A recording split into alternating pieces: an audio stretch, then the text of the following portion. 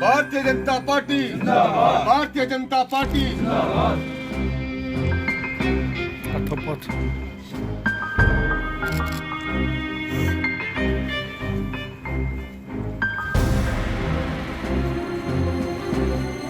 Ben je mooi? Dat is mijn breker, hoor, jongen.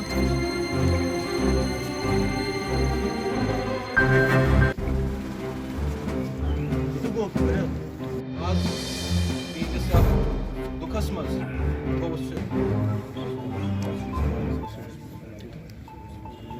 देखिए, कल जो ये सोपोर में वाक़या हुआ है, भारतीय जनता पार्टी के जो 2 कार्यकर्ता शहीद हो गए और पुलिस के एक जाबाज सिपाही भी उसमें शहीद हो गए हैं।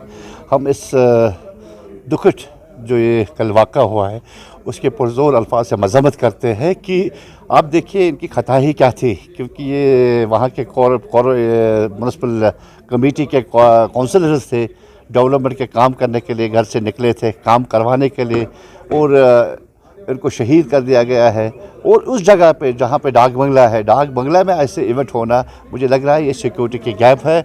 और हम डीजी साहब से अपील करना चाहते हैं कि ऐसे जो हमारे काउंसलर्स हैं, पंच है, सरपंच है, इनको सिक्योर किया जाए, इनको सिक्योरिटी दी जाए ताकि आइंदा ये वाक़या ना हो जाए। कायराना हरकत है। आज शब बारात थी, शब बारात के मौके पे ऐसी घटनाएं देना ये बिल्कुल आतंकवाद है, ये बिल्कुल धर्म के खिलाफ है, इस्लाम के खिलाफ है। ऐसी आतंकवादी घटनाएं बार बार भारतीय जनता पार्टी के ऊपर होना ये कहीं ना कहीं ये दर्शाता है कि भारतीय जनता पार्टी आज किस प्रकार से ग्राउंड पे उतरी है। मैं समझता हूं कि ऐसे अटैक से कोई ज़्यादा फर्क नहीं पड़ने वाली है।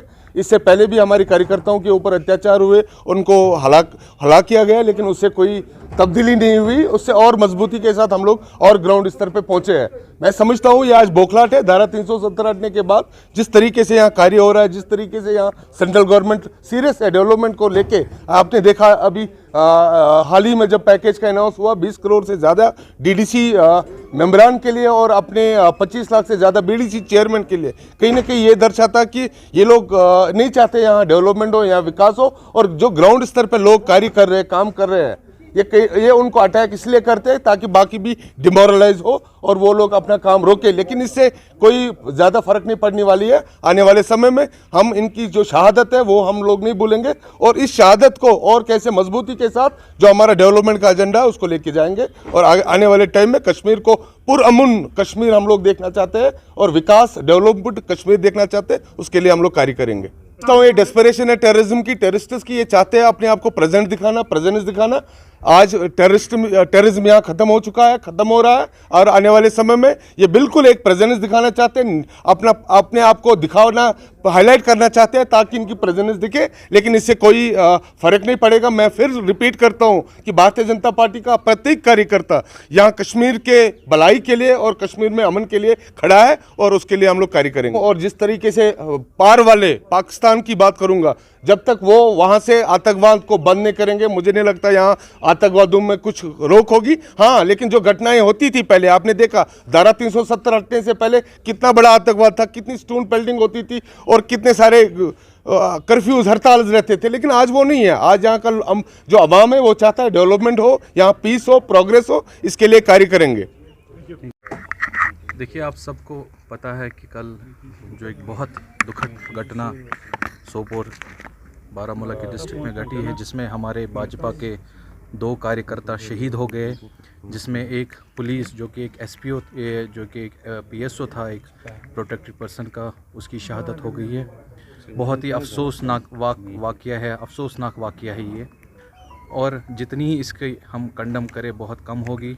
इन बेचारों का कसूर खाली इतना था कि ये लोगों की खिदमत करते थे। इनको लोगों ने चुना था, अपने दुख दर्द मुसीबतें उनके काम हैं उनको दूर करने के लिए। इनका कसूर क्या था? और सबसे बड़ी जो चीज़ देखी गई एक सिक्योरिटी लैब, मैं समझता हूँ कि कल ये कोई पॉलिटिकल जलसा नहीं था। जो इलेक्टेड रिप्रेजेंटेटिव थे उस डिस्ट्रिक्ट या उस इलाके के, उनकी काउंसिल की मीटिंग थी। उनको तो कम से कम फुल प्रूफ सिक्योरिटी होनी चाहिए थी कि आप एक इदारे के बाहर, एक इदारे में एक बड़ी काउंसिल मीटिंग हो रही है जिसमें बीडीसी चेयरमैन है, सरपंच है, काउंसलर्स है, लेकिन कहाँ पर वो सिक्योरिटी थी और किस तरीके से एक मिलिटेंट अटैक वहाँ पर वाक़या हुआ है। तो अफसोसनाक है।